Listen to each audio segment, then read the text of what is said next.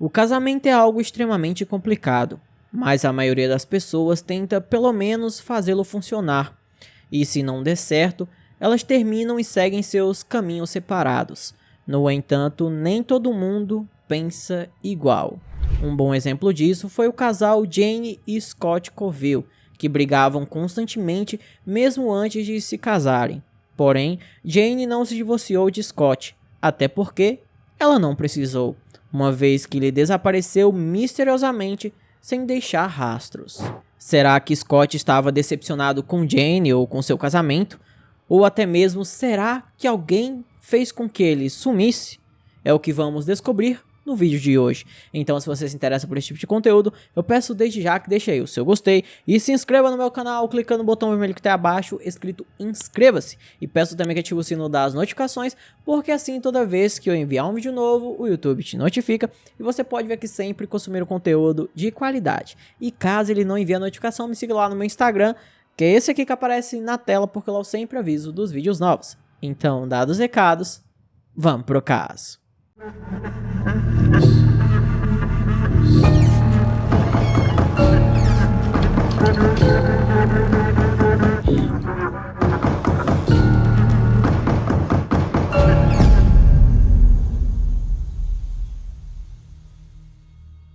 Scott Coville e Jane Lynn se conheceram no La Sierra College, na Califórnia. No início, eles eram amigos e, com o tempo, começaram um relacionamento amoroso. Depois de completar seu primeiro ano, Scott resolveu abandonar a faculdade e mudou-se para o Alasca. Enquanto isso, Jane continuou com seus estudos. Porém, o amor supera qualquer barreira, não é mesmo? Então, depois de Jane se formar na faculdade, Scott a pediu em casamento e ela aceitou. Eles se casaram no Alasca em outubro de 1987 e depois realizaram uma cerimônia de casamento na Califórnia em fevereiro de 88. O casal se mudou para a cidade de Sitka, no Alasca, um lugar que é diferente de qualquer outra cidade dos Estados Unidos. E para uma jovem da ensolarada Califórnia, a mudança deve ter sido um grande choque. Afinal, o clima era sempre chuvoso.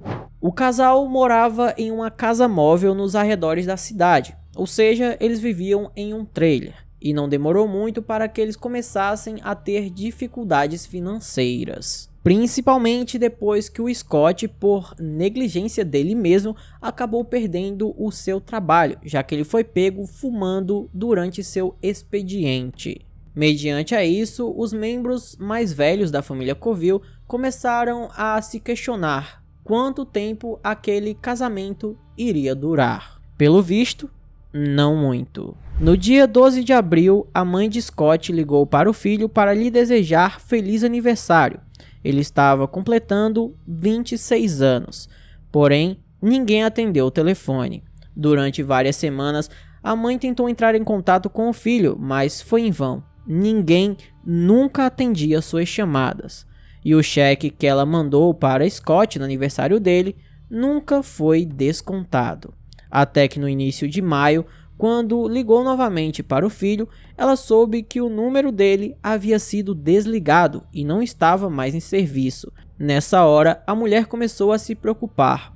Onde estavam Scott e Jane? É claro que ambos eram adultos e poderiam muito bem sair pelo mundo sozinhos por conta própria, sem que devessem explicação a mais ninguém. E no início todos pensavam que era isso que havia acontecido, até que no Dia das Mães, dia 8 de maio de 1988, a mãe do Scott recebeu um cartão do filho. O cartão, que tinha vindo da Califórnia, foi assinado pelo Scott e pela Jane. No entanto, a letra era somente dela. Além disso, o carimbo que tinha nele era de San Bernardino, na Califórnia, e a família da Jane morava lá. Então, será que eles tinham se mudado para a Califórnia? Mas por que eles fariam isso sem comunicar ninguém? Essas perguntas permaneceram no ar até o dia 30 de maio daquele ano. Como os pais de Scott ainda não conseguiam contatá-lo, eles finalmente chamaram a polícia de Sitka. Os Scoville admitiram às autoridades que seu filho poderia ter partido por conta própria, mas não conseguiam encontrá-lo e por isso estavam muito preocupados. Com essa informação, a polícia de Sitka iniciou uma lenta busca pelo homem. Em 8 de junho de 1988, os encarregados da aplicação da lei colocaram um artigo de jornal com a fotografia de Scott, mas sem sucesso, já que ninguém respondeu à mensagem do jornal. Em seguida, a polícia foi até o trailer onde Scott e Jane moravam. As coisas dela haviam sumido, mas as dele ainda estavam no local. O interior da casa parecia arrumado e as autoridades não encontraram nenhuma pista que apontasse para o paradeiro do homem desaparecido. Os detetives então resolveram entrar em contato com a Jane em San Bernardino, no entanto, não conseguiram encontrá-la. Depois disso, os investigadores encontraram o caminhão do Scott no aeroporto de Sitka, porém não havia nenhuma pista do paradeiro dele. Talvez o Scott simplesmente tivesse entrado em um avião com um nome falso e ido para algum lugar onde ninguém pudesse encontrá-lo. De início era o que se pensava, mas logo esse pensamento mudaria. No verão de 1988, os pais de Scott receberam uma carta desconexa de 3 páginas vinda da Jane. A garota escreveu que Scott arrumou suas coisas e foi embora, e ela não tinha ideia do que aconteceu com ele e de onde ele estava. Mas por precaução, ela deu seu novo número para o sogro. Enquanto isso, o caso de desaparecimento foi abafado e em 1994, os pais de Scott resolveram declarar seu filho como morto. Após isso, a Jane mudou-se para o sul da Califórnia, encontrou trabalho como fisioterapeuta e tornou-se ativa na Igreja Adventista do Sétimo Dia. Ela doou enormes quantias de dinheiro para a igreja e participou de trabalhos missionários no Nepal e na China. Até que no ano 2000, Jane conheceu Chris Rett, um piloto de jato corporativo. Os dois se casaram e se mudaram para os subúrbios de Chicago. Lá, a Jane conseguiu um emprego e era amada por todos os seus vizinhos e conhecidos. No entanto, o casamento dela com Chris não durou muito tempo e em 2005 eles se divorciaram. E aparentemente, a separação deles foi tão séria que no ano de 2007 o Chris entrou com um pedido perante a Igreja Católica para uma anulação de seu casamento. A igreja leva muito a sério a dissolução de um casamento e contratou um investigador para verificar os antecedentes de Chris e Jane. E quem descobriu os motivos do divórcio foi um ex-detetive, por uma feliz coincidência. O motivo pelo qual Chris queria a anulação de seu casamento é que ele descobriu que Jane ceifou a vida de seu primeiro marido. Ou seja, ela tirou a vida do Scott. O investigador não tinha nenhuma obrigação de guardar segredo, já que ele não era um padre. Então o homem entrou em contato com a polícia de Sitka e perguntou se havia um homem desaparecido chamado Scott Scoville. A polícia então pediu para que o Chris entrasse em contato com a Jane e conversasse com ela sobre o caso do Scott para que eles pudessem gravar uma confissão. E eles tiveram muito sucesso. Chris concordou e assim que ele conversou com a Jane, ela confessou tudo.